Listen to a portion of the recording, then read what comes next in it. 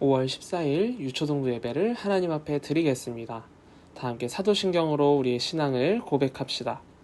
전능하사 천지를 만드신 하나님 아버지를 내가 믿사오며 그 외아들 우리 주 예수 그리스도를 믿사오니 이는 성령으로 잉태하사 동정녀 마리아에게 나시고 본디오 빌라도에게 고난을 받으사 십자가에 못 박혀 죽으시고 장사한 지 사흘 만에 죽은 자 가운데서 다시 살아나시며 하늘에 오르사 전능하신 하나님 우편에 앉아 계시다가 저리로서 산 자와 죽은 자를 심판하러 오시리라. 성령을 믿사오며 거룩한 공회와 성도가 서로 교통하는 것과 죄를 사하여 주시는 것과 몸이 다시 사는 것과 영원히 사는 것을 믿사옵나이다. 아멘. 우리 모두 오늘도 하나님 앞에 기쁜 마음으로 찬양 올려드리겠습니다.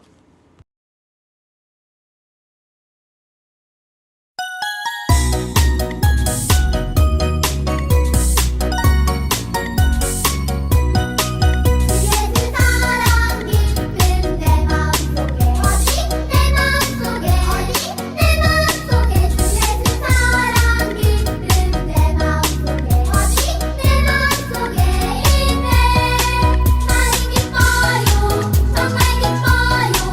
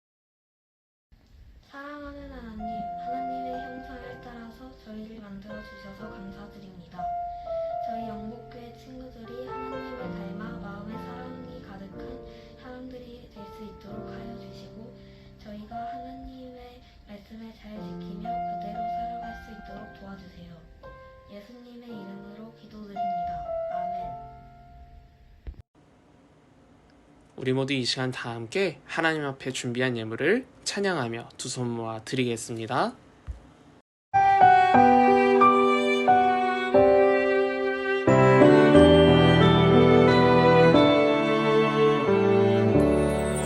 나의 가장 큰 기쁨 나의 하나님 내가 가진 것은 다 하나님이 주셨어요. 나의 두 손에 소중한 마음을 담아 하나님께 고백하며 드립니다.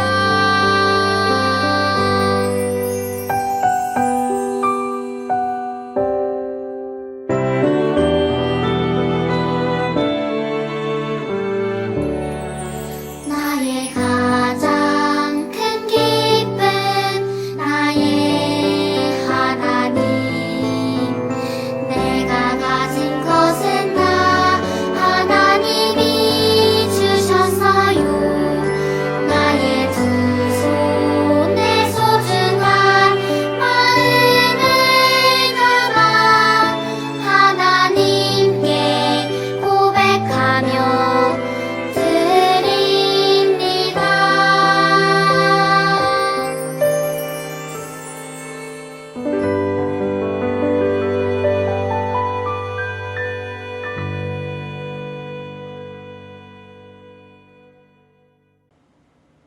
드려진 예물을 위해 기도하겠습니다.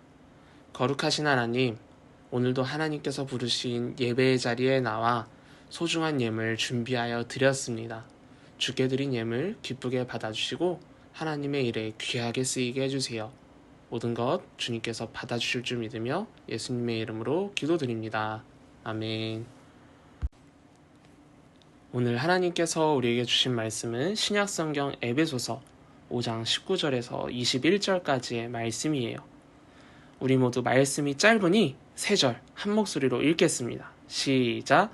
시와 찬송과 신령한 노래들로 서로 화답하며 너희의 마음으로 주께 노래하며 찬송하며 범사의 우리 주 예수 그리스도의 이름으로 항상 아버지 하나님께 감사하며 그리스도를 경외함으로 피차 복종하라. 아멘. 지난주 우리는 건강하게 믿음을 키워가요 라는 제목으로 말씀을 나눴어요. 지난주 말씀에서 우리는 직분에 대해서 이야기를 나눴었죠. 직분이란 맡겨진 역할이 있는 자리를 뜻했어요. 경찰이 시민의 안전을 지키고 범죄자를 잡아야 하는 것처럼, 선생님이 아이들을 가르치고 바르게 자라도록 도와야 하는 것처럼 말이죠. 그리고 지난주 말씀에서 사도 바울은 예수님께서 우리에게 주신 직분이 있다고 했는데 다 같다고 했나요? 다시 한번 에베소서 4장 11절을 쉬운 말씀으로 읽어볼까요? 시작! 바로 그분이 사람들에게 각각 다른 직분을 주셔서 어떤 사람은 사도가 되게 하시고 어떤 사람은 예언자, 어떤 사람은 전도자, 어떤 사람은 목사, 또 어떤 사람은 교사가 되게 하셨습니다. 아멘. 예수님께서는 우리에게 다 다른 직분을 맡기셨어요. 그래서 우리는 그 직분이 무엇인지 알아야 하고 어린아이와 같은 믿음이 아니라 건강하게 믿음을 키워야 한다고 했죠. 예수님께서 맡기신 직분을 잘 수행하기 위해서 말이에요. 우리 친구들 이번 한 주도 예수님이 무슨 직분을 맡기셨는지 찾기 위해 노력해 보았나요? 앞으로도 예배를 통해 우리에게 주어진 직분이 무엇인지 열심히 찾아보도록 할게요. 그럼 오늘 말씀 제목을 다 함께 읽어볼까요? 시작! 예수 그리스도를 경외하는 자녀. 오늘 말씀 제목을 보면 예수 그리스도를 어떻게 하는 자녀라고 했죠? 경외하는 자녀라고 했죠. 교회에서는 하나님을 그리고 예수님을 경외하라 라는 표현을 많이 쓰는데 여러분은 이 단어가 무슨 뜻인지 알고 있나요? 경외하다 란 말은 공경하면서 두려워하다 라는 뜻을 가지고 있어요. 뒤에 말만 보면 하나님을 그리고 예수님을 경외하라는 것이 두려워하라는 뜻인가 싶죠. 하지만 여기서 말하는 두려움은 공경하기 때문에 두려워하는 것인데 그럼 공경은 또 무슨 말일까요? 공경한다 라는 말은 공손하게 받들어 모신다 라는 뜻을 가지고 있어요. 쉽게 말하면 예의 바르고 겸손하게 말과 행동을 하는 것이죠. 하나님을 그리고 예수님을 경외한다는 말은 첫째로 예의 바르고 겸손하게 말과 행동을 해야 한다는 의미를 가지고 있어요. 그리고 그때 두려움을 가지게 되는데 이 두려움은 우리가 아는 두려움과는 조금 다른 의미를 가지고 있어요. 무서운 영화를 볼 때 혹은 동물을 무서워해서 벌레 잡기가 무서운 것과는 다른 두려움이에요. 횡단보도에서 무단횡단을 하면 안 되죠.